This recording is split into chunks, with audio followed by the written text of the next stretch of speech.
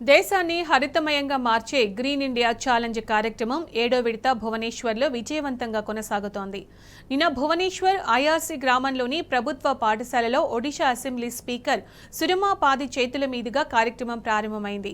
ఇవాళ కుర్దా జిల్లా పరిధిలోని కైపాదర్ శ్రీ జగన్నాథ్ కాలేజీలో గ్రీన్ ఇండియా ఛాలెంజ్లో భాగంగా మొక్కలు నాటారు. రెండో రోజు కూడా నాయకులు, ప్రజాప్రతినిధులు, అధ్యాపకులు, విద్యార్థులు ఉత్సాహంగా పాల్గొన్నారు. ఎస్జే కళాశాల విద్యార్థులు 1500కు పైగా పండ్ల మొక్కలను నాటారు. అవి పెరిగి పెద్దయ్యే వరకు బాధ్యత తీసుకుంటామని, 2030 నాటికి ఒడిశాలో 1 కోటి చెట్లను పెంచడమే లక్ష్యంగా పనిచేస్తామని ప్రతిజ్ఞ చేశారు. భూమిని చల్లగా ఉంచుదాం, జీవజాతులను కాపాడుదామనే థీమ్తో ప్రారంభమైన గ్రీన్ ఇండియా ఛాలెంజ్ కార్యక్రమంలో తామే కాదు మిగతా అందరూ భాగస్వాములు కావాలని నిర్వాహకులు పిలుపునిచ్చారు. ఇగ్నైటింగ్ మైండ్స్ నిర్వహించిన ఈ కార్యక్రమానికి ప్రేరణ ఇంటర్నేషనల్ అండ్ ఐఎల్టిక్ ట్రస్ట్ సహకారం అందించాయి.